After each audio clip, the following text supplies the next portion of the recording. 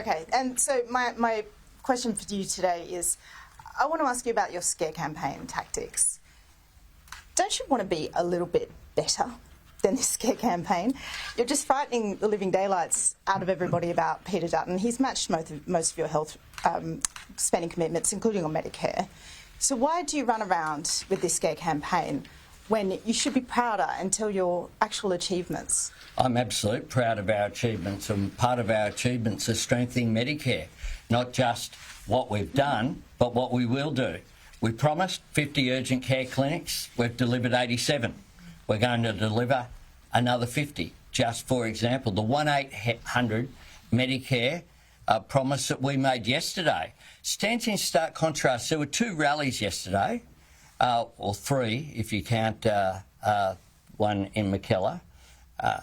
Ours in Parramatta had a key policy component at its heart that will make a difference to people's lives, enabling people to have 24-hour access to health advice, which would then be connected up potentially with a doctor, or if it's the case that people should then go to hospital, then that would occur, making a difference for families. If a young child overnight has a fever, they're not sure how to respond, knowing that there's a phone that they can pick up, ring that number and get advice, or people with an elderly relative who goes, no, I'm okay, because that's what a lot of people do who are resilient. So why a difference. But why not stick there? Why do you do this scare campaign, which is actually, it's very insulting to Australians, isn't it? Let's be clear. There's a choice. There's a choice between our positive agenda. Peter Dutton yesterday, his rally, there were no policy announcements, nothing positive going forward, and then he went to Channel 7 last night and belled the cat. He went there and said that he needed to abolish bulk billing in order to make primary care sustainable. He belled the cat last night. He can't say where his $600 billion for the nuclear plan is coming from.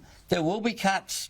We know that that's what happened last time. He was voted the worst health minister in history by doctors. He did try to introduce an abolition of bulk billing. He did try to introduce a payment every time people visited an emergency department. He did freeze the Medicare rebate for 6 years. He has said repeatedly that people don't value Medicare if it's free, that things that are free, that's why they're against free TAFE and against all these measures. There is a real choice, and Australians, when they vote, whether it's today, tomorrow or right up to Saturday, know that they put a number 1 next to their Labor candidate. Their candidate will defend and strengthen Medicare, not the least of which is the doctor and pharmacist behind me. And they know that they also said they opposed the 60-day dispensing, to give Emma a crack here as well. They said that would be disastrous and pharmacies would close. Where are the pharmacies that closed as a result of that reform?